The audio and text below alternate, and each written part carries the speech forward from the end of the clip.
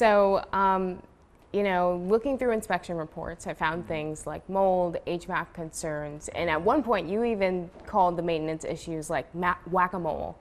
So knowing that we have budgetary concerns, how do we actually address those maintenance issues? So our first responsibility is to make sure that we triage all of those major issues that take place. An example would be if an HVAC unit or chiller unit stops working and it causes the temperature to rise or drop, then our technicians immediately go out and they begin to address that problem to make sure that piece of equipment is up and running. That always remains the #1 priority. But in addition to that, it is also about how we replace units that do need to be upgraded and new units put in. And so we have a process where we still prioritize the units that need to be replaced.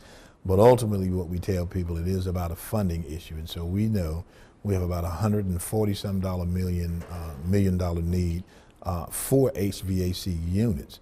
But that also involves being able to purchase those units, them being available on the market, and all of that has an impact in terms of how you're able to address it.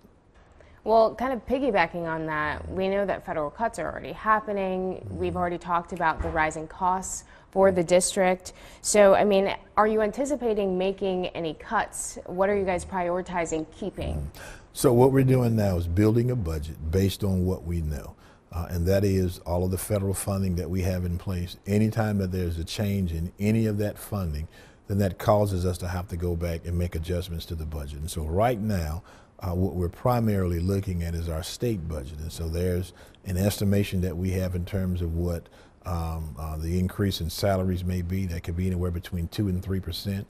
We can predict what the causes in the cost of retirement and health benefits will be. And so we calculate all of those things in to determine how much we need, and that determines the amount that we can have in the budget or need in the budget to continue the work that we do. Now, if there is a major change, such as restrictions on state or federal or local funding, then that will cause us to go back and adjust that budget. Like all school districts that I'm aware, we must have a balanced budget, and so we can't have what they call a debt ceiling that we can go beyond. So it's about looking at the revenue and making sure we stay in line. But right now, it's the budget planning process. Is there anything that you foresee that would be the first to go, so to speak? I can't say what would be the first to go, but I do recognize that we will do our utmost best to protect people. They are our most valuable resource, but they are also our largest cost. And so that means that if we try and reduce everything else, we can do that. But ultimately, specific kinds of cuts may cause us to look at positions that we have to reduce. And so it will be about eliminating vacant positions if it comes to that, and then we go from there. I know that there's been a lot of conversation about cell phone limitations. So some parents are totally for a full-on cell phone ban. And I know that also on the other side of that, teachers have also talked about the difficulty of being able to actually enforce that. What are your thoughts on a cell phone ban? How would we go about enforcing one? So what our board is working on is a policy that looks at how we have a more aligned policy across all schools, because right now schools are doing different things to address cell phones. But we also recognize that they are a part of our life, and we have to first of all understand the impact that it has on the human. What does it do to our brain, and how we can mitigate some of those issues. But we also have to recognize how do we make sure that we help students and educators integrate cell phones appropriately in their lives. And so we are encouraging and hoping that the General Assembly doesn't put a complete ban on it, but they continue to allow districts to make local decisions about what's best for them. So we've talked to students, parents, educators to get feedback from everybody about how we can have a much better policy than what we have now. We've also talked a lot about some of the safety initiatives that you guys have put in place, Say Something app, the Rave Panic button, but we also know that schools across the country are dealing with more threats to their campuses. So are there any other initiatives that you plan to put in place or that you're looking at going forward? So obviously everyone knows that I can't talk in specifics in terms of how we deal with security, but that is something that we consistently and constantly do. how do we put in upgrades to make sure that we have both the technology and what I call the human actions to make sure that we're safe. And so we never discount any technology, we never discount any professional development that are going to make teachers and students better examiners of the educational environment from a safety perspective. So I would say to people that that is always a #1 priority for us. If we're not safe, then we can't focus on instruction. So it's something that we do constantly. I mean, I know that the Rave panic button is still pretty new in terms of the rollout, but the Say Something app has now been utilized for some time. How are those two things going so far? And so, you know, the See Something, Say Something is new to the district, but is not new to the state. And so if people go back and look at the legislation, you know, a student system to be able to anonymously report something, that legislation has been in place for a while. So the state provided the See Something, Say Something app at no cost to school districts. Wake County used a different system before, but now we're using the state app. And so this is something that is not new to the district. It's just a new platform that students are getting used to. And so far the rollout has been good. I also know, going back, we spent a lot of time talking about bus drivers, and it seems to be that we are in a much better position in terms of both bus drivers and teachers. How are we going to now retain those people? And so it is about how we support them from a financial perspective, meaning that we've raised the minimum starting salary for bus drivers. We have an aggressive recruitment campaign. We're doing all the things to support them in terms of how they get a CDL license, meaning that we pay the cost for all of that.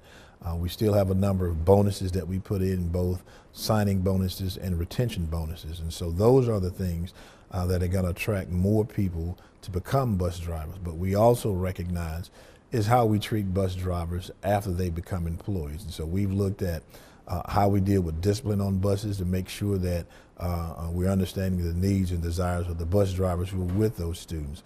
We're doing things to recognize those drivers that are doing a great job. And so we see that there's a lot of return on those investments. And so we're pleased at where we are now, but we also know that opening 4 new schools next year, we're going to need a few more bus drivers. So we just want to continue that work and make sure that we retain those drivers. I also know that when you took on this position, you spoke a lot about reorganization, as well as being more transparent and communicating with families. So talk to me a little bit about some of the shortcomings that you saw before and how you've been able to implement some of those things. So I won't necessarily say they were shortcomings, but they were things that we knew we needed to do differently. And so when we think about our academics department, we've now reorganized to where we have a regional model, but we have teams that can serve different parts of the district or a group of schools. And we've also tiered those schools in terms of where they are with performance and other things of that nature. And so what that does is it breaks the work up into smaller units so that an academics department is not trying to service 120 some odd elementary schools or 30 or 40 middle schools. And so we've regionalized that work. We're doing the same thing in our exceptional children's department. We've taken similar steps and measures in our technology department to make sure we have systems in place that can better serve schools. We've moved our instructional technology facilitators back to the instructional side because the work that they do is truly academic work. We've certainly upgraded our Oracle system in the finance department, and it just helps us to do a better job at managing all of the funding that we have as a school district. Anything else that you want to add or you think is important that maybe I didn't touch on? I think you've captured most of it, but what I will add is that our #1 goal is to always look at how we perform as instructional people in classrooms, and that means how our teachers teach. Are they looking at their pedagogy? Are they doing things to enhance their abilities as teachers? Are we giving them the professional development to know and understand the different learning styles that students have and how they can adjust their instruction to reach even more students? And ultimately, we want to say reach all students. So that's what our new learning model is about, asking teachers to look at instruction through the eyes of students and make that adjustment to meet their needs.